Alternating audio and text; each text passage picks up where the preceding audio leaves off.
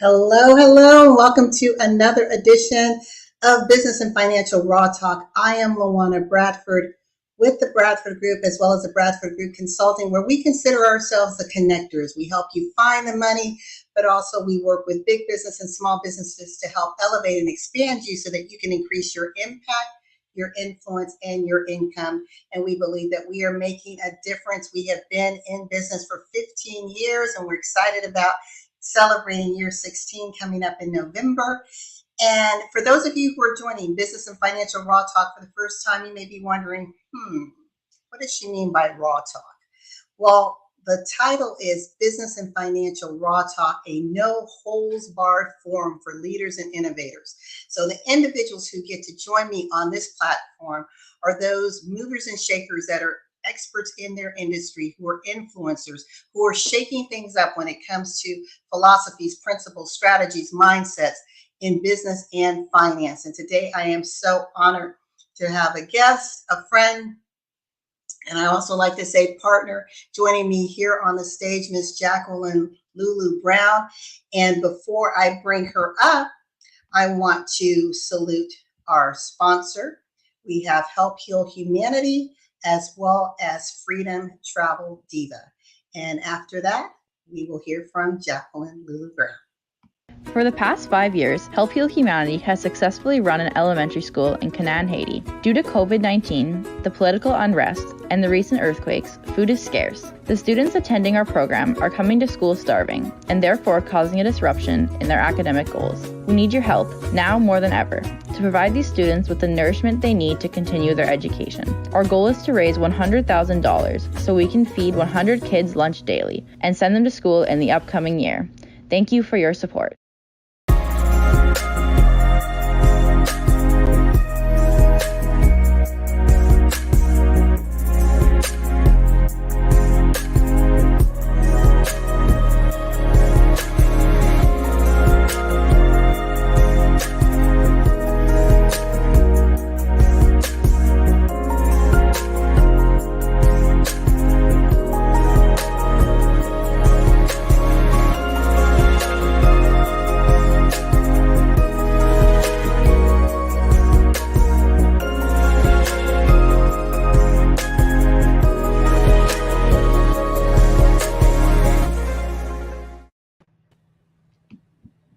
Hello, hello, hello, Miss Lulu Brown. How's it going?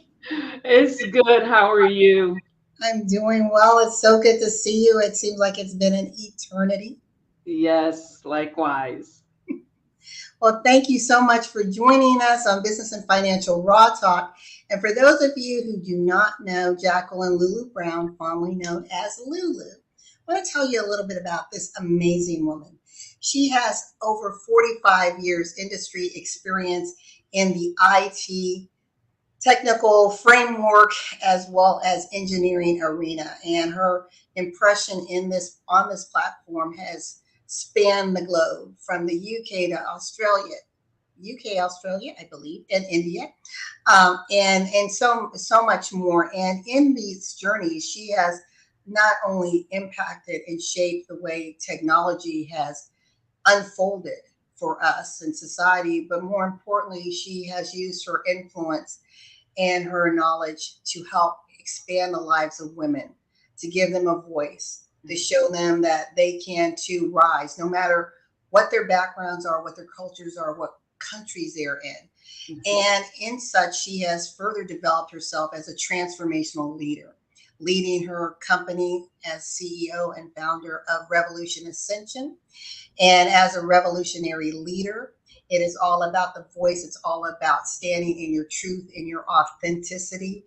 She talks about coming from behind the mask, being bold in that. And she is really on a mission to help empower women in business, in her lane in ministry. She is an ordained minister, and she is also a consultant and a coach, a best-selling author of multiple books, a speaker, a leader, an influencer, just an amazing woman. So welcome, Lulu. Thank you so much. Thank you. This is so great because this conversation that we're having is entitled, Don't Be So Focused on the Process That You Miss the Opportunity, right? And that's easy for us to get wedded in what we think things should be. You know, we may have our intentions. We always hear people say, set your intention or pray, be very deliberate, be very specific. But sometimes that specificity compartmentalizes us, as well as, I like to say, God, from doing all that is intended, because we're so wedded to our limited beliefs in how things should unfold, right? Yes.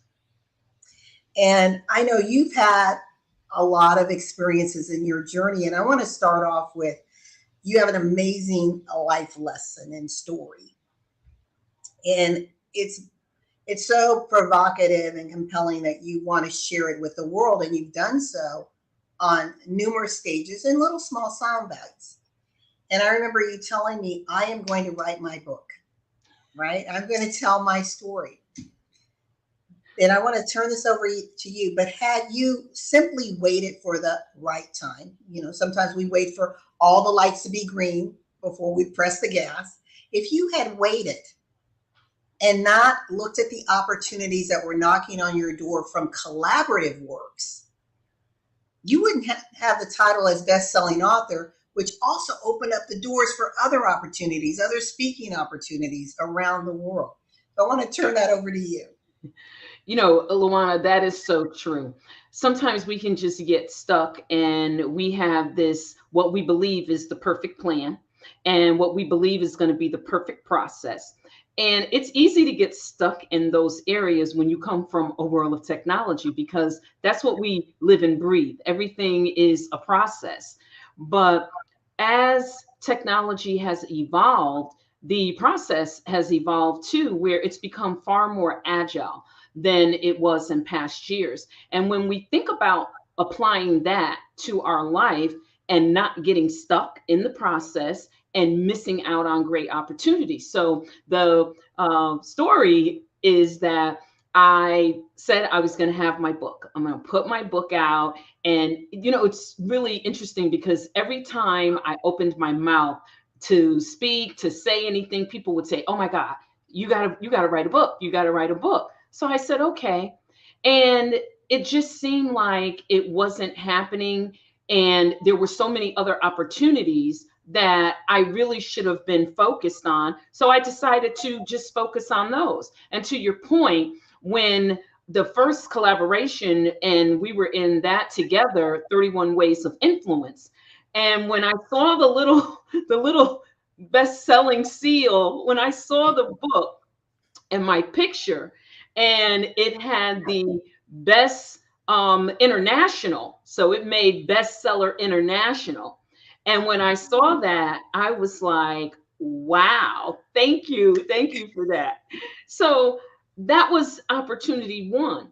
Well, that opportunity opened some doors and it led to another collaborative opportunity. And that one led to another collaborative opportunity. And that one led to another.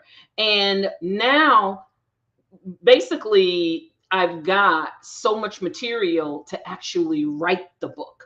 But had I have waited and said, no, this is what I have to do, and this is how I have to focus on it, you're absolutely right. I would not have a book with a gold seal next to my name. So that's, you know, one story, but I think a story and an example of how you can seize opportunity in the moment and sort of, and I talk about stepping outside the box and coloring outside the lines. So that's an example of definitely stepping out of the box and coloring outside the lines. Yeah, and I love what you just said. So in these collaborative works, and also you're speaking on stages supporting those works, you basically have everything that you need now to package together to say written by Jacqueline Lulu Brown, right? So sometimes we go, you know, a circuitous route to get to the end, but you could have done it solo, right? Mm-hmm. And then a typical author who wrote a book. But because of these collaborations, these partnerships, these engagements, Mhm. look how much broader your reach is, right? Absolutely. Especially when you can reach people international. And coming from a role that was international, I really wanted to continue to have that reach. And when the opportunity presented itself, that was a great opportunity because now it gets you invited to speak at, and we're really still kind of virtual, but it gets you invited to speak on international conferences, stages. I believe it was the end of March going into the first part of April. I was the second time part of an international women's empowerment conference.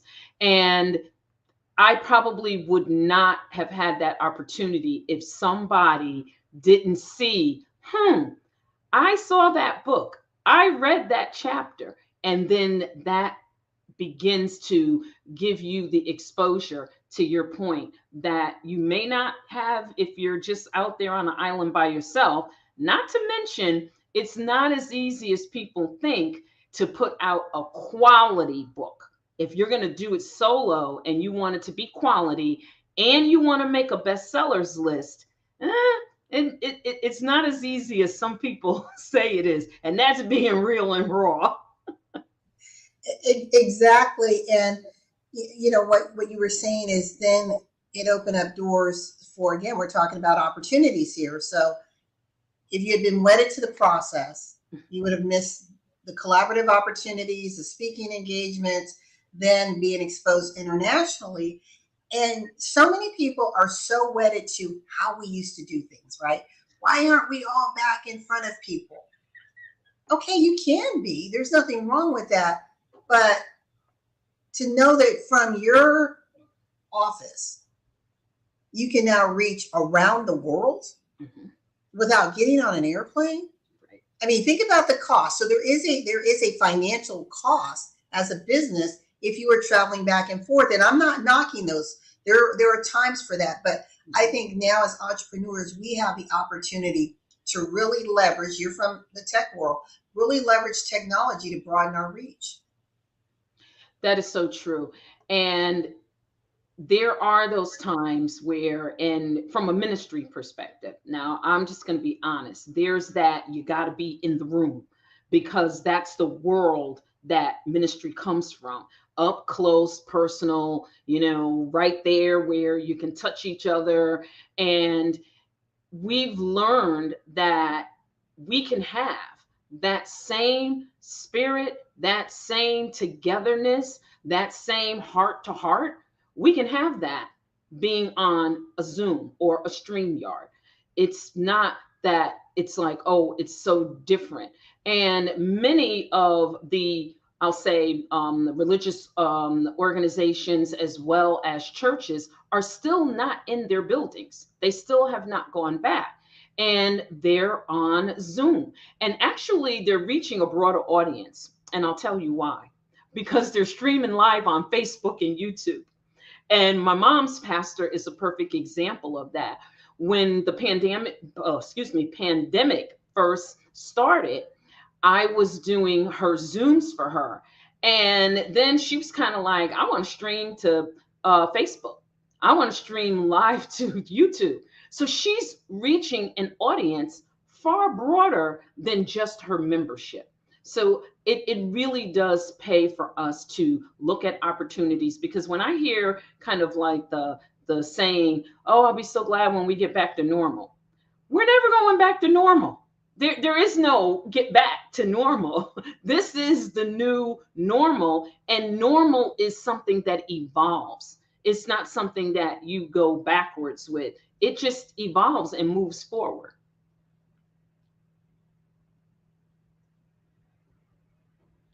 I'm muted. I'd like you to unpackage that a little bit more, where you said the normal evolves, right? We never want to be static beings, and how we do things should never be static. If it was, we would still be in the agricultural era, right? But things, how we how we buy and exchange, how we network and communicate evolves. And so should we in business. What do you have to say about that? It takes my memory back to um, some years back working in corporate IT. And there was this buzzword, and the name of that buzzword was IT transformation. And it was every technology company was using IT transformation. And what they were doing was preparing the world and corporations for basically kind of where we are now. And I can remember coming back from a conference and I was just like, okay, let's get everybody together. And when I got with my peers and I said, we've got to be prepared for this and we have to get on board with this because we support a company that puts out technology and we want to make sure that we're giving our engineers the best tools. And I distinctly remember one of my peers saying, "Oh no, you're way out there. You're so far out there. You're on the bleeding edge. You're not even on the leading edge." And I thought to myself, what's wrong with being on the bleeding edge sometimes? Who said something was wrong with that? Who said that? Because sometimes you do have to be on the bleeding edge and you have to be willing to say, okay, I'm going to put something out there of quality. It may not be the whole big strategic piece, but I'm going to put something out there that works to start to get us to where we need to be. So life is pretty much the same if we would, to your point, open ourselves up and look at the opportunities that it presents to us. You are blessed to be married to an amazing man, Mr. Kevin Brown. And not only is he your husband and your friend, but you're also business partners. And I would like you to share a couple stories about the opportunities that have unfolded with you. So I know the two of you had it's like a little bistro, right? Yes. That you had. Yes. And tell us how you came from, both of you, from corporate, executives in corporate, to let's open up a bistro. How did that opportunity come knocking on your door? And I'm going to be perfectly transparent, raw, and real. In that instance, I was like, okay, he's lost his mind. It's kind of like, we're going to go from where we are now and we're going to open this bistro cafe. And I was kind of like, And how that came about is that one, he's from New York, and at the time, I believe his daughter, at the time, she was 11 years old. And she started talking about Italian ice. And there was nothing in the South that was like New York Italian ice.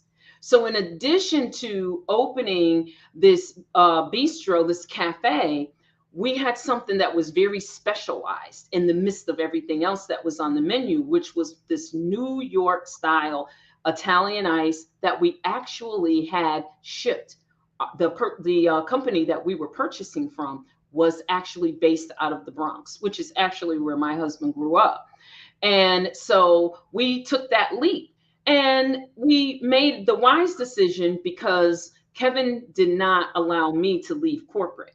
And I kind of wanted to. I was like, okay, now that it's open, I'm ready. But he didn't allow me to leave corporate.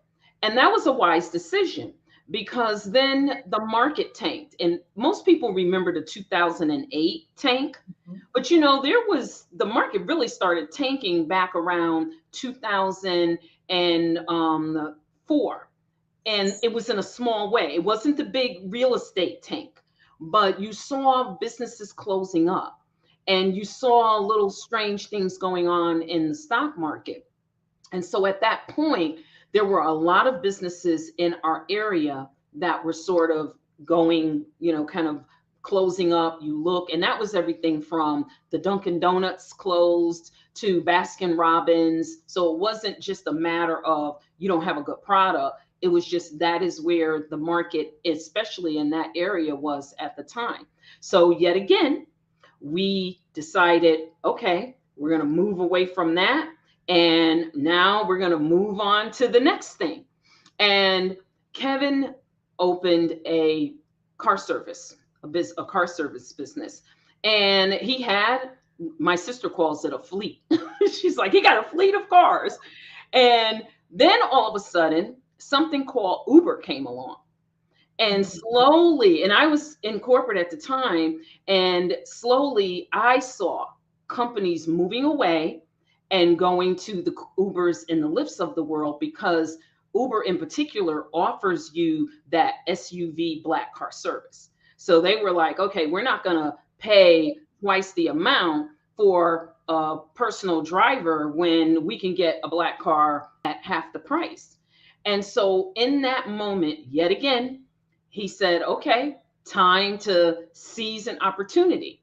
Well, sort of at the same time, I was coming out of corporate and coming to where I am now.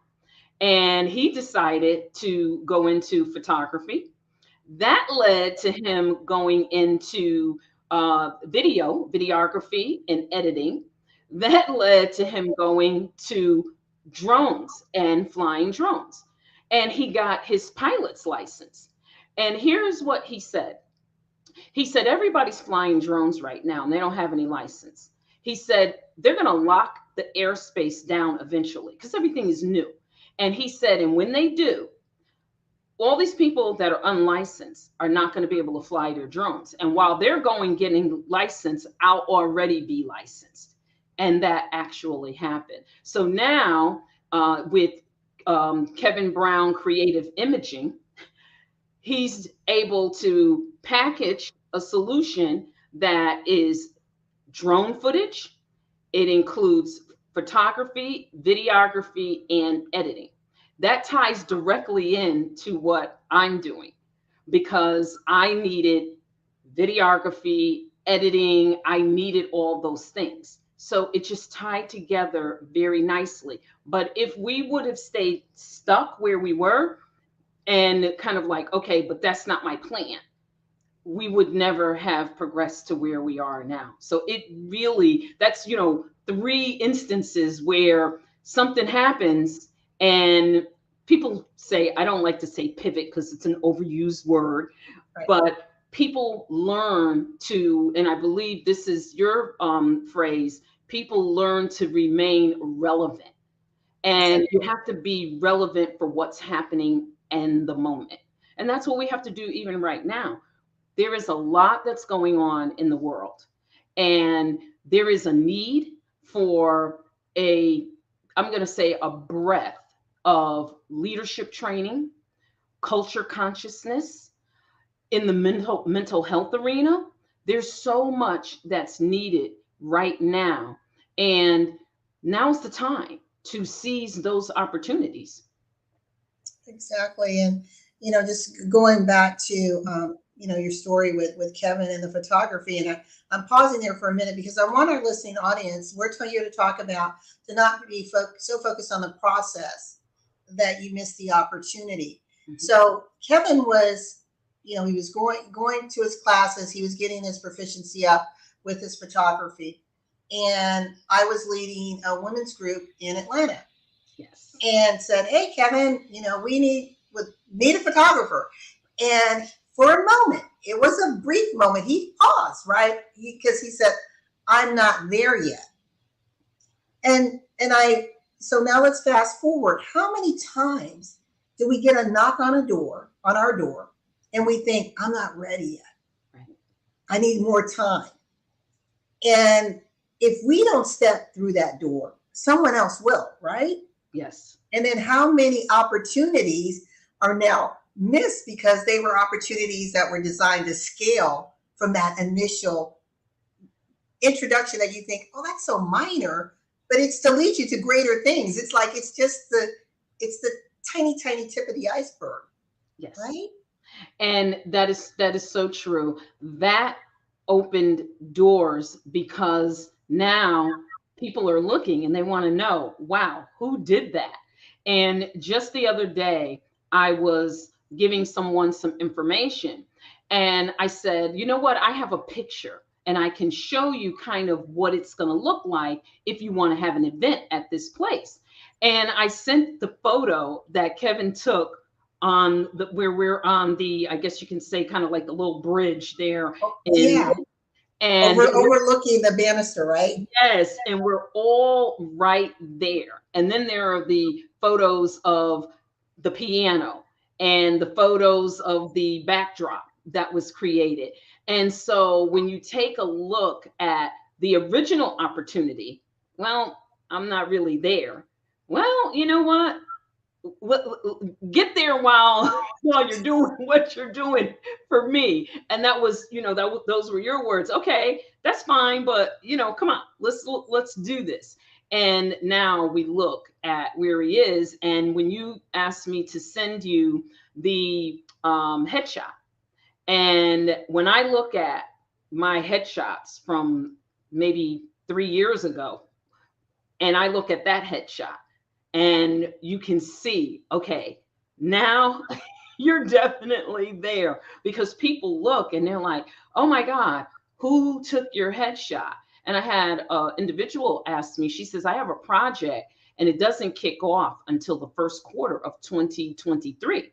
She said, but please, I'm going to make sure that I call your husband because I would like to utilize him for that project. So she's got a project all the way in 2023 because that's her strategic plan. Right. But she's already looking and noticing, wow, I see a skill that I need and I like what I see. That opportunity, had he not walked through the, for lack of a better word, I'm going to say the Bradford Group / WPN door, event door, that would have never happened. Right. And I think what you're saying is so powerful. And to those that are listening, I want to challenge you to, after this, think about just the last 3 to 6 months. Mm-hmm. What opportunities might you have missed because you were so focused, you had your blinders on, that your goal had to come about a certain way. It had to look a certain way. And maybe that's not the way it was intended to present itself. And so I always caution individuals to, as long as it's legal, it's moral, it doesn't conflict with your values, explore it. It doesn't hurt to explore. You could say, okay, tried it, this isn't working, but to just be oblivious to it, I think that is so sad. And I want to talk to you because you are a certified. You were certified by the International Coaching Association.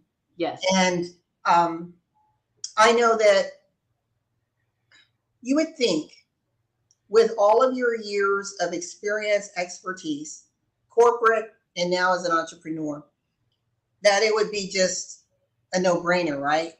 If I want to have coaching, development, and mentoring, I need to go to Revolution Ascension so that I can get there faster. But why is it? And I have my own opinion, but this isn't about me. Why is it, do you think, that especially women entrepreneurs are so hesitant to invest in the opportunity that's going to get them to where they want to go that much faster? It's, I want to say, this is raw and real, so I'll go there. Permission to go there. I think that it's misplaced priorities. And when the priority is misplaced, we're looking at what we think we're going to sacrifice. So I may have to sacrifice going shopping. I might have to sacrifice having the latest purse, or I may have to sacrifice getting my nails and my hair, going and getting that done. I might have to do that myself. But it's being willing to sacrifice. What are you willing, and I say this to our audience, what are you willing to sacrifice to invest in yourself to get to where you are literally destined to be? Because I do believe that we are all destined for greatness, and we are very often, we haven't reached our highest level because I often say, and you know this, there is no sky, there are no limits except the ones we set for ourselves. Now, keeping that in mind, that just, there's no magic wand. There's no puff, hocus pocus. It's work, and it is investing in yourself. And when you try to kind of just go by it, very often you'll lose opportunities. And the reason you'll lose those opportunities because you don't have sharp tools in your arsenal and somebody else does. And you'll wonder, well, I have all this experience. Well, all my years of experience didn't mean anything when someone is looking for someone that understands the difference between coaching and consulting. That's number one. Number two is they understand how to actually actively listen and do an analysis if someone needs coaching versus therapy. All of these are the things that you're tested on, and you're making coaching hours where people are analyzing. And it's important to make that investment because when someone wants to bring someone in, well, they're most likely going to say, I want to bring her in. She's certified. She is from an accredited, and I'm going to say accredited organization. It's international. And then on top of that, she clearly knows the difference between consulting and coaching. Exactly. I love that. I was at the beginning of this year, I was talking to an individual who said that they wanted to do some work with my, because we're a consultant, so who's a coach, so on the consulting side. And I'm like, okay. And then I told them, looked at their body of work that they wanted to have done, understanding where they wanted to go, how quickly they wanted to get there. And I said, okay, this is what it's going to cost. So I get, I'm hearing crickets over the phone. I'm feeling the wheels starting to backpedal, even though I can't see it, but I can feel that energy going backwards. And then I heard excuse after excuse after excuse. And the sad thing, Lulu, is I thought, wow, any excuse will do. And that is so sad that individuals, and I'm speaking to the entrepreneurs out there now, women entrepreneurs in particular, you say you want to be an entrepreneur, but you're not willing to invest in your own dream. You're not sold out on your own dream. Because if you were, right, you would invest in the Revolution Ascensions of the world, the Bradford Groups of the world, who have learned the mistakes and can help you navigate that much faster, which will in turn not only save you money, but make you money. Lulu. Absolutely. I will say that it's a little mind-boggling when you hear the crickets in the backpedaling. And then there is, well, that's a little too much. I really don't want that. So now it's, how do I carve this down to a quick fix? And there are times when we just have to let people know, if you want the results, because I don't want someone to work with someone and then they walk away and say, you know what, I didn't get any of what I was looking for. Well, what you were looking for was this much, and you wanted to cram it in to this much. So you wanted to take 10 pounds and shove it in a 5-pound bag, and it doesn't work. So it really is important for women entrepreneurs to invest in themselves. And here's the thing. I attended a conference many years ago, and the conference leader said, I don't care if you have to go borrow money from your family. I don't care if you have to sell something. go take some clothes to the thrift store, go and sell something that you may not be using anymore, some things in your house, have a tag sale. She said, but if you are really serious, you will figure out where to get that money to, as you said, invest in you. Because if the individual doesn't have any skin in the game, okay, well, then why should I even bother to work with you? You have no skin in the game at all. That right there was the biggest golden nugget, mic drop. Ladies, whoever is listening, if you did not hear that. So again, if you are asking for services, support, assistance, even loans, money from an institution, and you aren't willing to invest in yourself, you're not willing to put in that seed money, that seed effort, that time, why should we? And someone posted, and I want to just put this up. One of our listeners said they're not sold out because their value system is non-existent. Wow. Now that, drop the mic. Drop the mic on that one. And that's true. Very often that's true. Then there's the other piece that an individual can get so comfortable in a false sense of security because they have that direct deposit every 2 weeks, twice a month, every week, whatever it is. And you can get so comfortable in that corporate job that you don't allow yourself to grow to another place. And I picked up so many golden nuggets from individuals. But there was another individual that said to me, she said, you know something? She said, I had to leave 6 figures to get 7. And I was like, okay. Say that again, Lulu, for those that are listening. Yes. She said she had to give up 6 figures to get 7. And I know her, and she's there.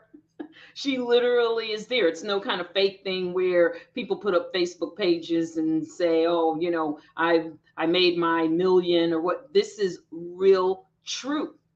And sometimes you have to be willing to do that. And I'm not talking about being unwise or foolish. I'm not talking about knowing that you have no way to pay your mortgage or you have no way to continue to sustain yourself.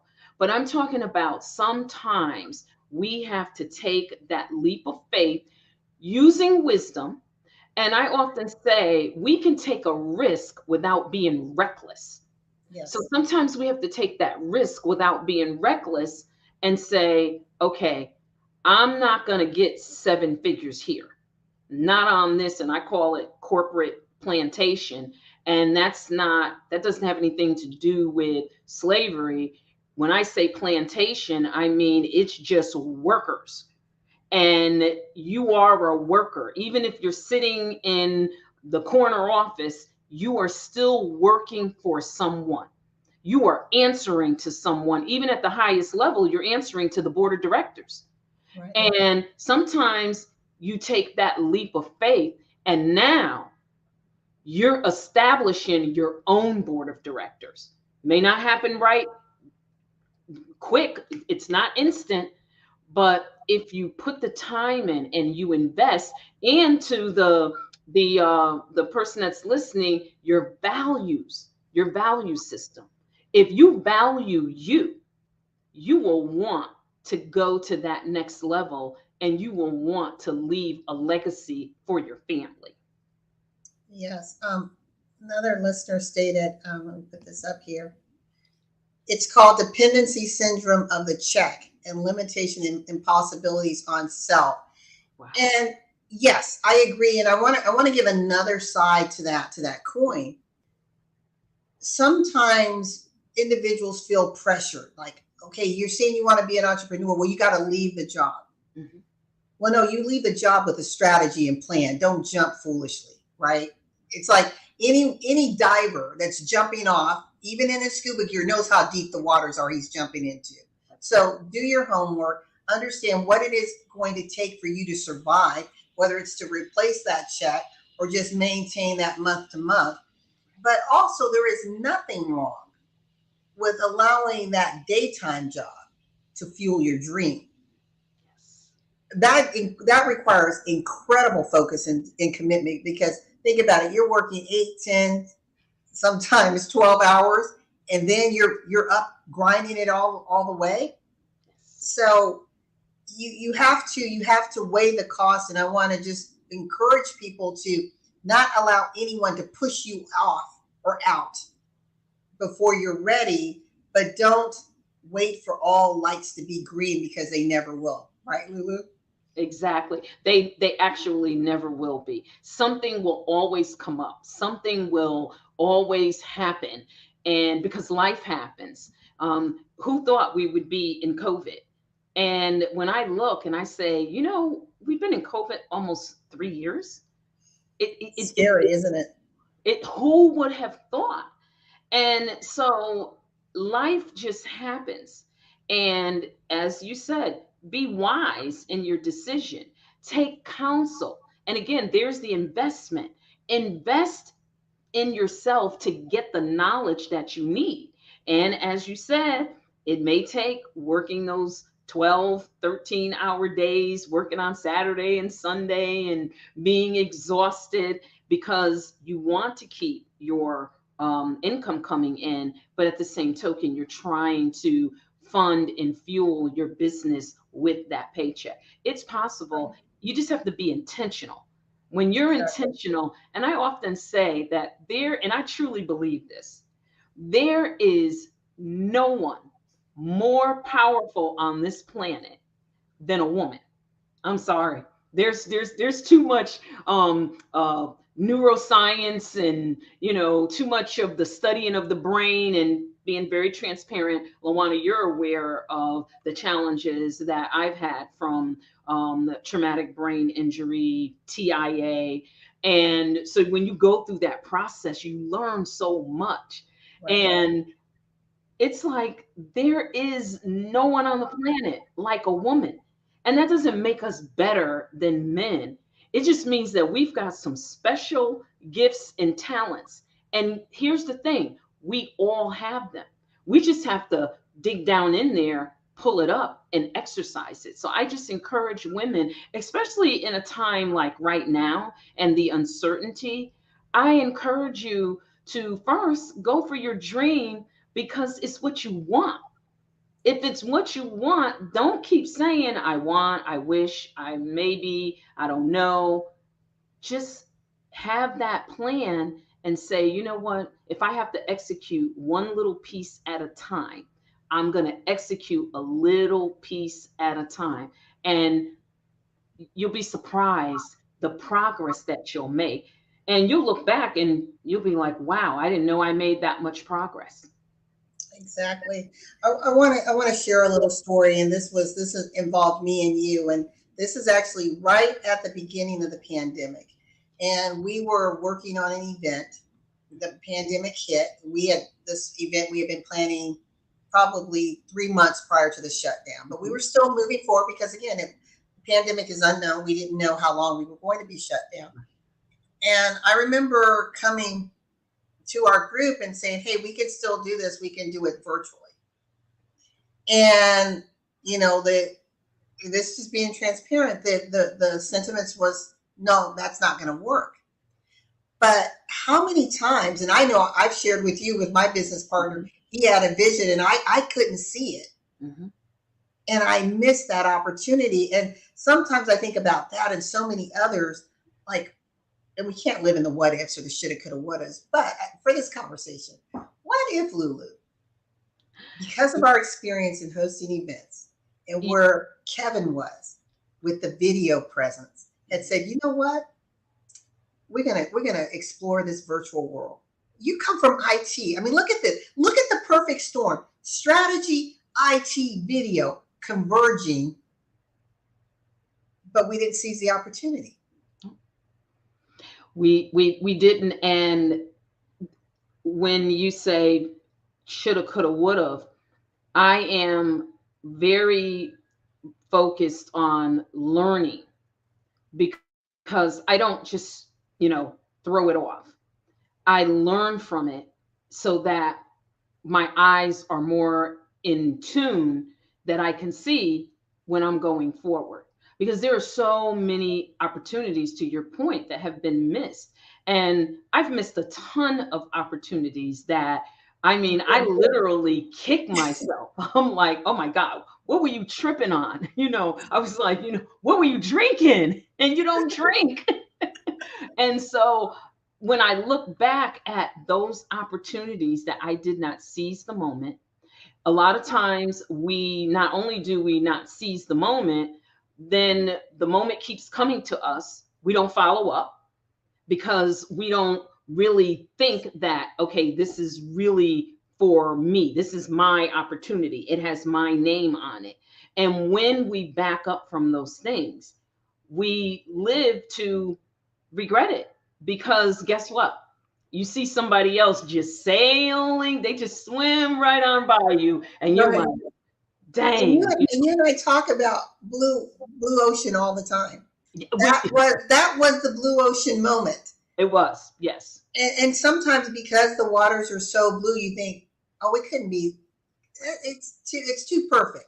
Right. But yeah, that's the perfect storm. And sometimes you feel the fear and you do it anyway. And I love sharing that story because, again, it just shows the intersect. Yes. That independently we didn't have it, but together, I mean, you knew Zoom before half the world knew about Zoom. Think about that. I really did. I really did. And we were working remote going all the way back. Oh my gosh, I can say all the way back to 2001, 2002. Once we made it through year 2000, if you remember, the whole world was like, oh my God, what's going to happen when the clock goes to 2000? And once we got past that and we knew that we had developed everything that was needed and we were sort of safe, then we started to look at other opportunities. And we were literally working from home and doing all those things. It wasn't as advanced as it is now, but we graduated from AT&T WebEx. Then Zoom came on the scene, and StreamYard, and all of these other blue jeans. And there's just so many, and technology is just constantly evolving. And I look back and I'm like, you kind of missed that one. Yeah. Well, Lulu, we're almost out of time. I want to take myself down and give you a minute to 2 minutes just to share with the audience what key thing you're doing right now, how to connect. I've put your banner information below, and then I'll come back on. Folks, thank you so much for tuning in. And as LaWanna has stated, I am a consultant, as a women's leadership consultant and a coach, understanding that what the differences are. And my main passion is I am a radical disruptor of the status quo.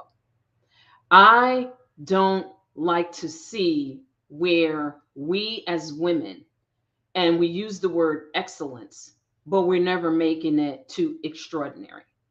And if we use the word extraordinary, we're not making it too phenomenal. I want women to be in that place of phenomenal, past excellence, past extraordinary, but truly phenomenal. And sometimes we get comfortable, as we said, comfortable with the paycheck. We get comfortable with success. We feel like, well, you know what? I'm not doing too bad.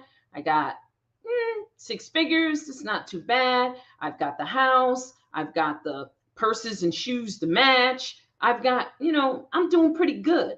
And we get comfortable there.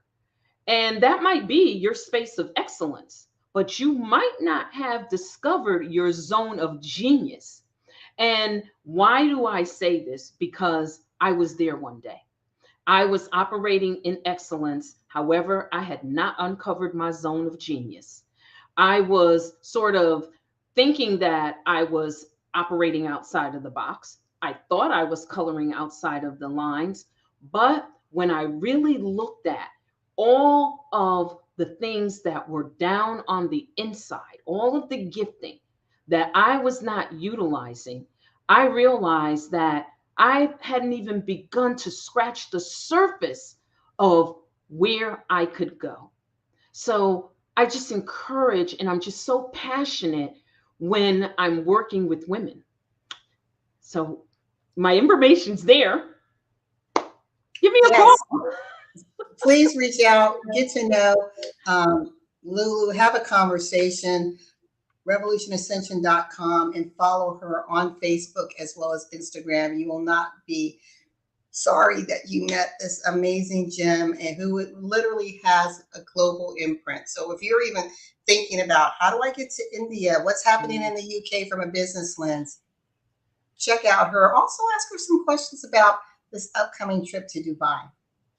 So with that, we have to sign off. We encourage you to continue to challenge your mindsets when it comes to business and finances. Do not be afraid to show up authentically, coming from behind the mask, as Lulu always says, in all your brilliance and genius. And let the world see who you are, because you were destined to make an impact, an influence, and ultimately income. With that, thank you so much, Lulu, for joining us. Thank you. To our listening audience, we will see you next week on E360 TV, Tuesdays at 6 p.m., streaming on Roku, Facebook, Apple TV, as well as Samsung TV.